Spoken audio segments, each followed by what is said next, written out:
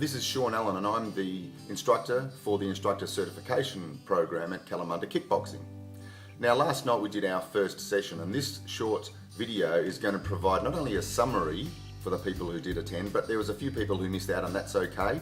They can catch up by watching this short video presentation. So I'm going to quickly go through, I'm going to quickly summarize what we did in the course so that everybody's aware of what's been done so far, and we can move smoothly into week 2, next week, Wednesday at 5 o'clock. The first thing we did was concentrated on actually only a few basic movements and techniques. One is the fighting stance, and the second was the basic punches, which is boxing combination numbers 1, 2 and 3, a left, left, right and a left, right, left hook. And the last thing we did was a back foot push kick. That was all. A lot of people might think that they're not really qualified to be able to assist in a martial arts class. Most people in a martial arts class, especially initially, make basic mistakes, and left uncorrected are very hard to change years later on.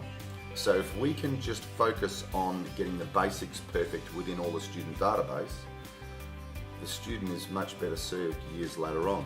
So we looked at a breakdown of exactly how the fighting stance is supposed to operate, how the punches are supposed to be delivered, how we're supposed to guard as we're doing the punches, and of course the push kick, the back foot push kick, how that's supposed to operate. So we looked at all that, and we made sure that everybody had a reasonably good awareness of how it was supposed to be performed. But then we did something different. And this is one of the 2 concepts that were introduced last night at 5 o'clock that needs to be remembered all the way through the course.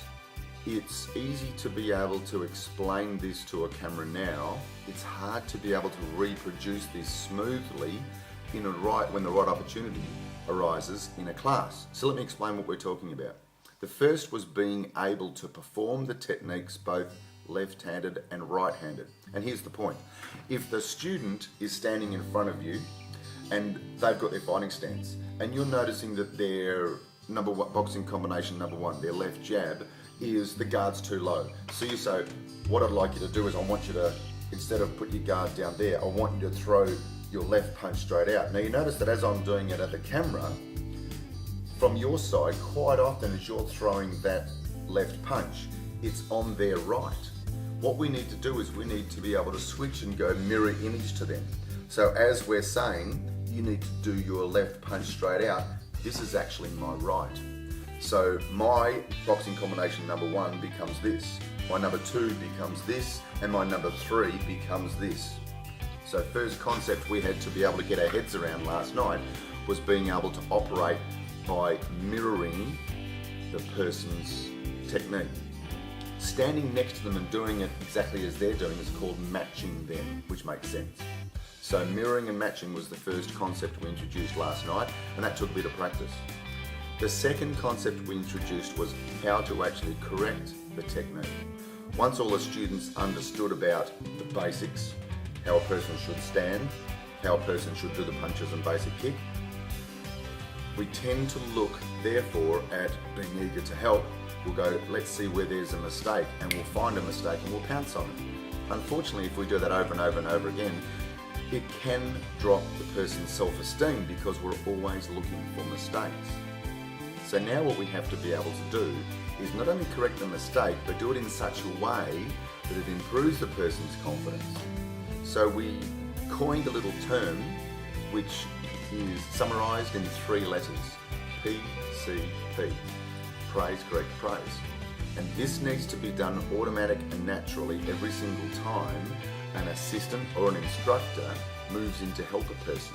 Here's how it works. Let's imagine that a person you are in front of has got a low guard. So they're standing in front of you doing this with their guard down and they're doing their punches like that. You come up and instead of going, oh, your guard's too low, see I'm mirroring them again, your guard's too low, get your guard up, what you do is you pick something good that they're doing and you praise that, and it must be specific. So let's imagine the guard's low and they're doing their punches that way. You might say to them, I like the way you're turning your shoulders, your punches are looking really good, which makes them feel better. Then you say, what I'd like you to do is, as you're doing it, lift your guard up and do your punches that way. Then they perform it correctly, hopefully. You praise that improvement and you go to the next person. And the challenge that I gave to the instructors or the assistants last night was to be able to do that in 10 seconds or less. So that's how good we have to get at it. We have to analyze the person's performance, find something that we need to correct, find something else that is good, commend them on that, correct the fault, and then praise the correction, and then move on to the next person. So that was the two main things that we dealt with last night in the first session of the instructors course. And every week I'll be adding on another concept or two, but I'll also be revising the previous weeks. So last night was reasonably basic. Next week I'll add a touch more on, but you'll get a chance to practice the whole lot. The whole idea is, at the end of the course, it will be a natural, automatic response to teach well. It's called unconscious competence.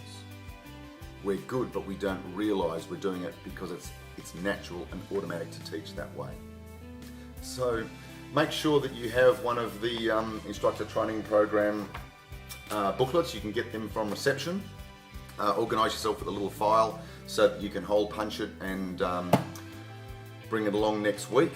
Remember, we're on from 5 till hopefully close to 6 o'clock each week. And to ensure that you retain the information, rather than just coming along and seeing me every Wednesday at 5 o'clock, find another time that you can come in and assist. Obviously, it's got to be your level or below, and you need to be able to put into practice the types of things that we have been talking about in the course into the class. It aids the retention of your knowledge. So I'll look forward to seeing all of you guys next Wednesday at 5 o'clock. And if there's any questions, Murray is there for you. And of course, don't forget to get that pamphlet, the insert, which is chapter 1 from Lauren at reception. I look forward to seeing you next Wednesday at 5 o'clock.